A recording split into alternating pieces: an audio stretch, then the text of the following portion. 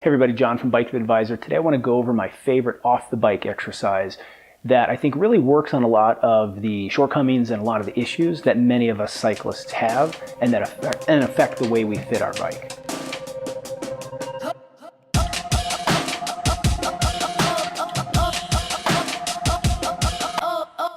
Now, for an exercise to be successful, it doesn't necessarily have to be something that really works on our outright power or we do to the point of fatigue in any huge way.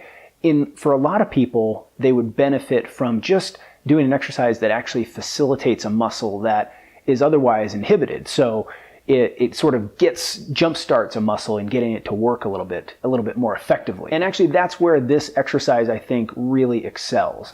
It's not necessarily one you're going to do 20 repetitions of and come away feeling like you're just completely spent. However, when you do this exercise and you continue to improve in your form with it, you'll notice that you just have a better sense of how you move, and you also you feel like you're just in control of your body a little bit more. And primarily this is because it really works on a lot of the muscles in our center. It works on a lot of the muscles, like through the abdominals, through the trunk, through the lats, and into our glutes. So without further ado, let's get to it. So the exercise in question is the Turkish Get-up. And this is a fairly complex series of movements. I'm not going to go into too much depth there because there are other really good videos on YouTube for this. But I'm more concerned about what this does for us as cyclists.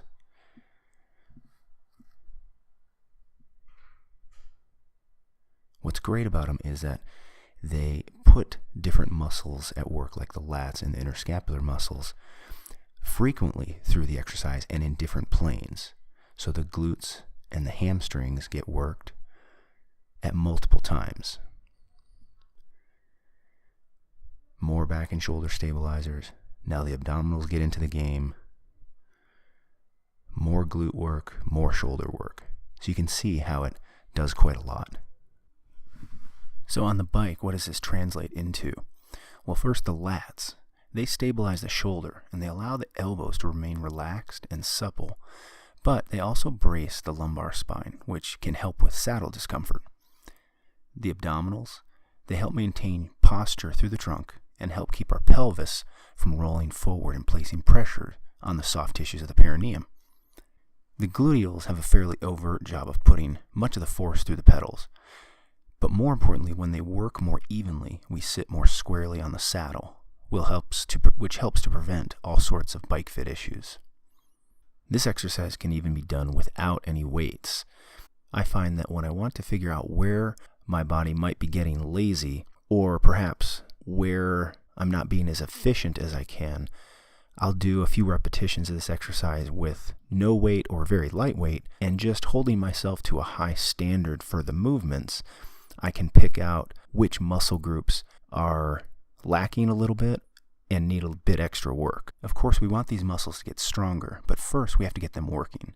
The Turkish Get-up is great because it requires a lot of one side at a time, which makes it nearly impossible that the weaker or less coordinated side will be able to coast on the strength of the other side.